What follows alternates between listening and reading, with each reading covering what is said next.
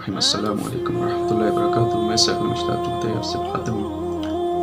تو میں بات کر رہا تھا اسلام کی ابتدا میں اللہ کے نبی صلی اللہ علیہ وسلم کو جو مشکلات پیش آئی کہ کس طرح ان کو عزیمتیں دی گئی، تکالیف دی گئی، لیکن اللہ کے نبی صلی اللہ علیہ وسلم نے صبر کیا، اللہ سے عافیت کی دعا کی۔ ابو لہب اور جو مشرکین مکہ، جو مکہ کے بڑے سرداران تھے 25، وہ ہر قسم کے ہتھ کنڈے استعمال کر لیے، پروپیگنڈ استعمال کر لیے اسلام کے خلاف، اللہ کے نبی صلی اللہ علیہ وسلم کے، لیکن اللہ نے ان کو رسوا کیا۔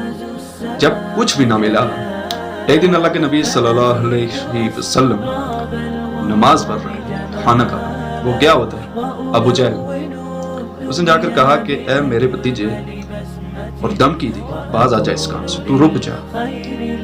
اللہ کے نبی صلی اللہ علیہ وسلم نے سختی سے جواب دیا کہ میں اپنا کام کر رہا ہوں، آپ مجھے روک نہیں سکتے، میں رب کا پیغام لوگوں تک پہنچا رہا ہوں، لوگوں کو شرک سے نکال کر روشنی کی طرف لے جا رہا ہوں۔ اس کے بعد جب مشرکین مکہ نے، ان کے سرداران نے ہر قسم کے ہتھ کنڈے استعمال کے لیے بے بس نظر آئے، اس کے بعد انہوں نے یہ کیا کہ جس قبیلے سے جو شخص مسلمان تھا، قبیلے والے ان کو سزا دیتے تھے، جو غلام تھا آقا ان کو سزا دینے لگے۔ اللہ کے نبی صلی اللہ علیہ وسلم کو تکلیف دے رہے تھے، لیکن جو مسلمان ہوئے تھے ان کو بھی تکلیف دیتے تھے۔ ابو جہل اس طرح کام کرتا تھا کہ اگر کوئی بڑا سردار اسلام قبول کرتا تو اس کو ذلیل کرتا، اس کو رسوا کرتا، اس کو تجارت کے خسارے کے لیے اس کو دھمکی دیتا کہ تجھے تجارت میں اتنا خسارہ ہوگا۔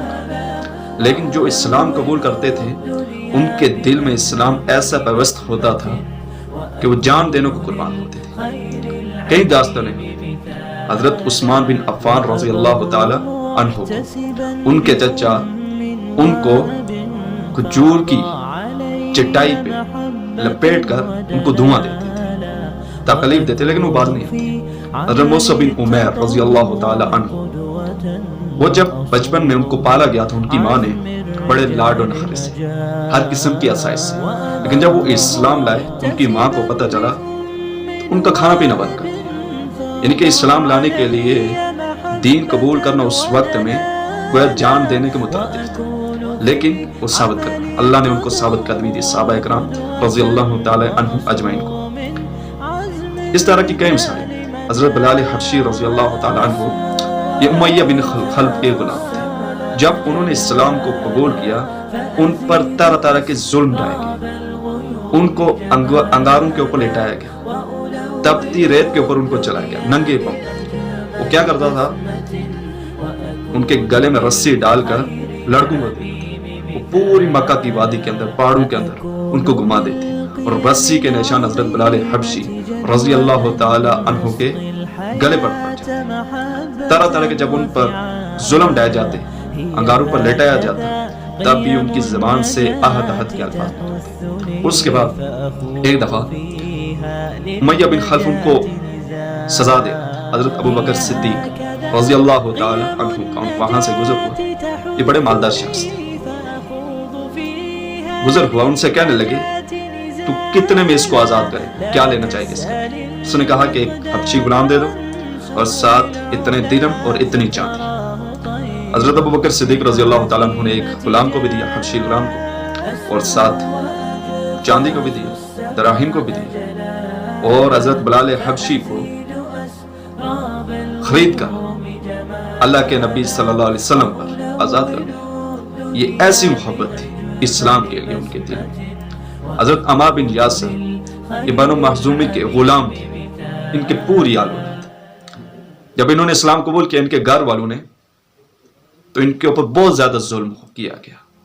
جب اللہ کے نبی صلی اللہ علیہ وسلم کا وہاں سے گزر ہوا، جب ان کو سزائیں دی جا رہی تھی اسلام کے لیے، تو اللہ کے نبی صلی اللہ علیہ وسلم نے فرمایا، آل یاسر صبر کرو، تمہارا ٹھکانہ جنت ہے، اس پر صبر کرو۔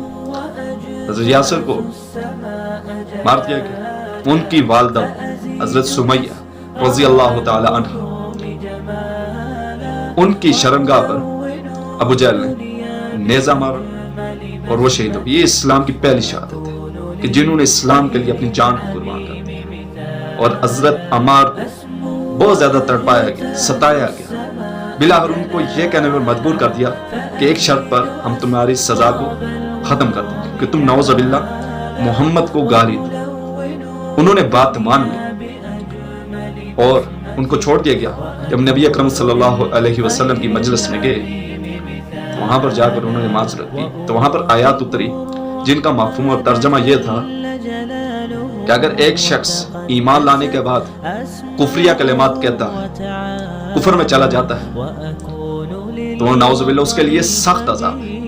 لیکن ایک شخص ایمان لایا لیکن اس کو مجبور کیا گیا، اس کے اوپر تلوار کو رکھا گیا، اگر یہ ایسے الفاظ نہیں کہے گا تو اس کو جان سے ہاتھ دھونا پڑے گا، لیکن اس کا دل مطمئن تھا اگر تو وہ کہہ سکتا ہے اپنی جان بچانے کے لیے۔ یہ اسلامی حکم اس صورت میں نازل ہے۔ یہ اسلام ایسے نہیں تھا، اسلام کے لیے قربانی دی گئی۔ اسی طرح اور کئی بے شمار غلام تھے، حضرت حباب رضی اللہ تعالیٰ عنہ، ان پر ظلم و ستم کیا گیا، ان کے بال نوچے گئے، ان کے جسم پر انگارے رکھے گئے، ان کو تپتے انگاروں پر، تپتے پتھروں پر گھسیٹا گیا، لیکن وہ اسلام پر ڈٹے رہے۔ ان کی بیٹیوں پر جب ظلم ہوا، 3 بیٹیاں تھیں، لونڈیاں تھیں، تو حضرت ابو بکر صدیق رضی اللہ تعالی عنہ نے ان کو خرید کر اللہ کی راہ میں آزاد کر دیا۔ یہ تھا اسلام کہ اسلام کیا چاہتا ہے ہم سے؟ قربانی۔ اسلام آسائش کا نام بھی نہیں ہے، آرام کا نام بھی نہیں ہے، عیش و عشرت کا نام بھی نہیں ہے۔ اسلام چاہتا ہے قربانی۔ اسلام وقت چاہتا ہے، اسلام آپ سے سب کچھ چاہتا ہے۔ جب آپ سب کچھ دو گے تو اس کے بدلے میں سودا کیا ہوگا؟ دنیا میں بھی اچھی زندگی، آخرت میں جنت ٹھکانہ۔ امید کرتا ہوں کہ آپ کو میری یہ بات پسند آئی ہوگی، یہ گفتگو جو اسلام کی ابتدائی مشکلات پر تھی۔ تو میری کسی بات پر آپ کو کوئی تکلیف ہوئی ہو، کوئی میں نے غلط بات کی ہو تو میری اصلاح کر دیجیے گا۔ اپنے بھائی ثقل مشتاق چغتائی کو اجازت دیجیے۔ وآخر دعوانا ان الحمد للہ رب العالمین۔